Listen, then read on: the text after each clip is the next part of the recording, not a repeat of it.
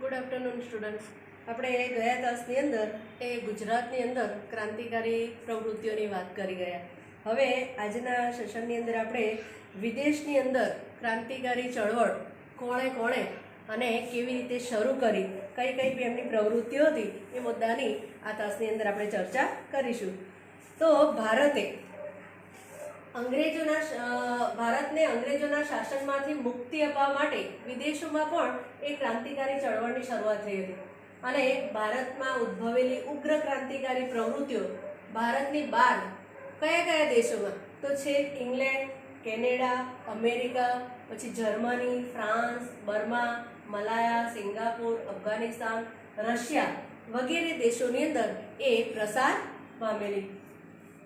વિદેશમાં ક્રાંતિકારી પ્રવૃત્તિઓમાં સક્રિય એ ક્રાંતિકારીઓ કોણ હતા?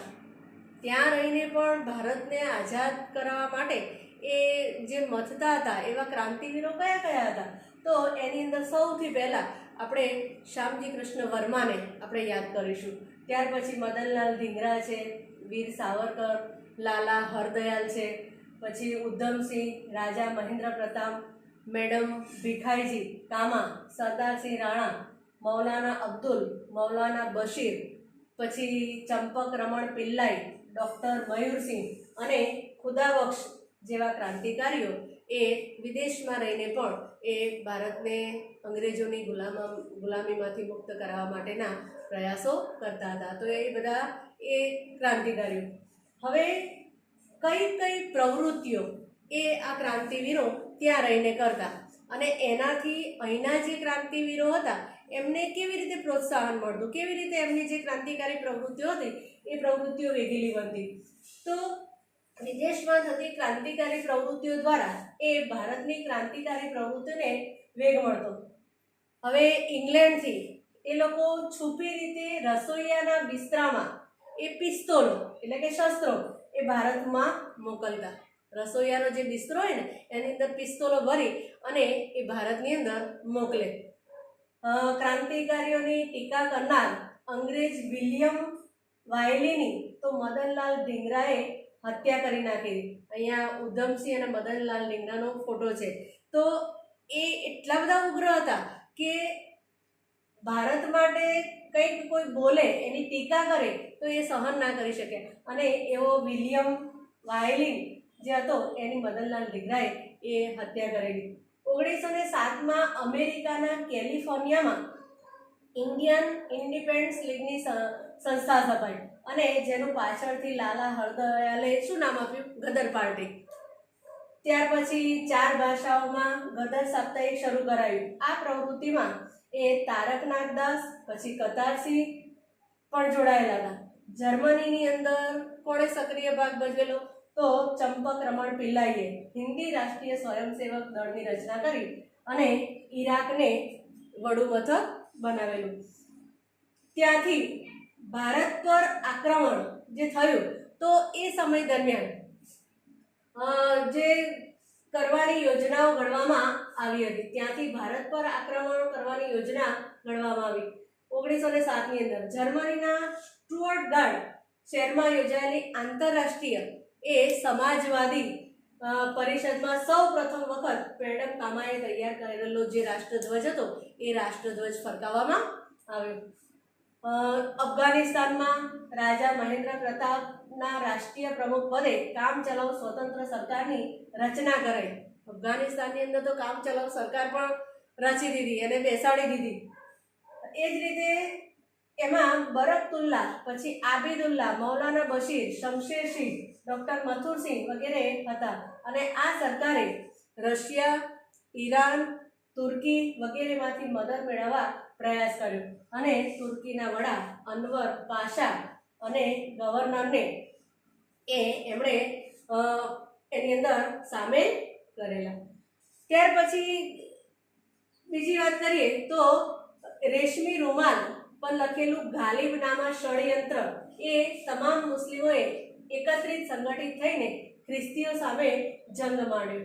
અને આ જે ષડયંત્ર હતું રૂમાલ ઉપર, રેશમી રૂમાલ ઉપર ગાલિબનામા લખીને જે લખેલું એ ષડયંત્ર પકડાઈ પણ ગયેલું. મહેન્દ્ર પ્રતાપે પોતાની સહીવાળી સોનાની પટ્ટી એ રશિયાના ઝારને મોકલેલી, જેમાં ઝારને ઇંગ્લેન્ડ સાથેના સંબંધો તોડી નાખવા જણાવેલું. તમે જો ત્યાં રહીને કેવી રીતે બીજા દેશો સાથે મળીને ભારતને સ્વતંત્ર કરાવવા માટેના પ્રયાસો કરી રહ્યા છે તે.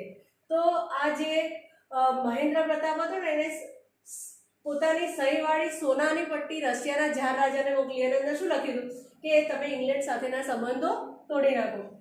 રશિયાના ક્રાંતિવીર ટ્રોટસ્કીએ તો ભારતના ક્રાંતિકારીઓને બધી જ મદદ કરવા વચન આપેલું.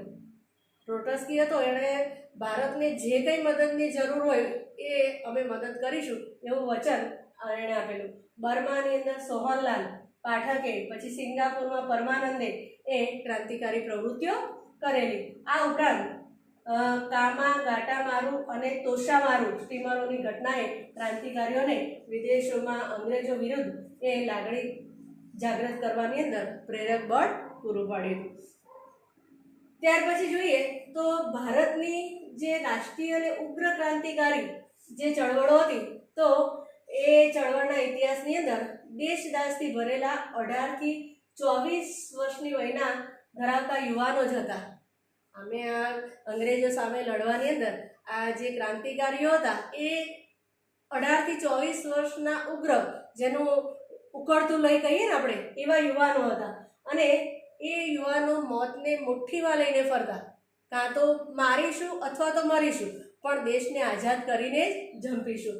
ગમે તેવા સાહસ અને રોમાંચક કાર્યો તેઓ પાર પાડતા અને પકડાઈ જાય તો હસ્તે મુખે એ ફાંસીને માંચડે ઇન્કિલાબ જિંદાબાદ અને વંદે માતરમના ગગનભેદી નારાઓ સાથે એ ચડી જતા. આપણને એવા નેતાઓની ખબર પણ છે જેમને ફાંસી અંગ્રેજ સરકારે આપી હતી તે, અને હસ્તે મળે એ ફાંસી સ્વીકારતા. આ રીતે મા ભૂમિની આઝાદીના ઉમદા ધ્યેય માટે એ વીરગતિ પામતા અને જે ઊંચી દેશભક્તિ, ત્યાગ અને એવા બલિદાનો પણ આવા ક્રાંતિવીરોએ આપ્યા છે, જે યુવા પેઢીઓ એને સદીઓ સુધી પ્રેરણા આપશે અને યાદ કરશે. એટલા માટે તો એમના એ બધા જે દિવસો હોય છે એ દિવસોને પણ આપણે યાદ કરીએ છીએ. ત્યાર પછીનો જે મુદ્દો છે આપણે જોઈએ તો મોર્લે મિન્ટો સુધારા. હવે મોર્લે કોણ હતા અને મિન્ટો કોણ હતા આપણે ખબર છે, આગળ આવી ગયા બંને નામ. તો મોર્લે એ હિન્દી વજીર હતા અને મિન્ટો એ વખતના વાઇસરોય હતા.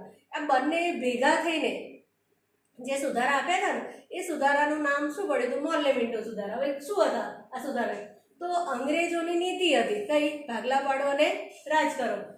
એ દ્વારા અંગ્રેજો હિન્દુ અને મુસલમાન વચ્ચે જે કોમી વૈમનસ્ય ઊભું કરવા માટે યોજનાઓ ઘડી હતી, એની અંદર આગા ખાનના નેતૃત્વની જે મુસ્લિમોનું પ્રતિનિધિ મંડળ એ વાઇસરોય મિન્ટોને મળ્યું અને એ વખતે હિન્દી વજીર મોર્લે પણ ત્યાં હતા.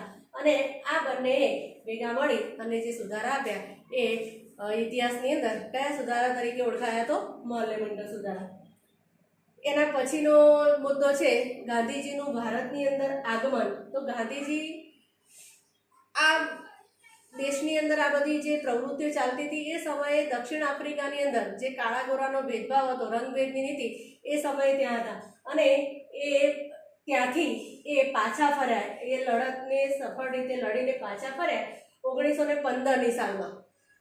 તેમના રાજકીય ગુરુ હતા ગોપાળકૃષ્ણ ગોખલે અને આધ્યાત્મિક ગુરુ કોણ હતા? શ્રીમદ રાજચંદ્ર પાસેથી એમણે પ્રેરણા મેળવી અને ગાંધીજીએ ઘણા ખરા ભાગોની અંદર પ્રવાસ કરી અને હિન્દના જીવનને ઓળખવાનો પ્રયાસ કર્યો. ઘણા વર્ષો સુધી દક્ષિણ આફ્રિકા રહેલા અને અહીંયા આવીને પછી એમણે ઘણા બધા પ્રદેશોની અંદર ફર્યા અને અહીંયા લોકોનું જીવન કેવું છે, અંગ્રેજોની એમની પર કેવો ત્રાસ છે, આ બધું એમણે સમજ્યા. હિન્દુસ્તાનની ગરીબીનું મૂળ અંગ્રેજો દ્વારા થતા શોષણને કારણભૂત ગણી અને હિન્દમાંથી એ બ્રિટિશ શાસનને નાબૂદ કરવાના ઉપાયો એ ગાંધીજીએ વિચાર્યા. એ પછીની જે રોલેટ એક્ટની વાત છે એ આપણે પછીના ક્લાસની અંદર જોઈશું. અસ્તુ.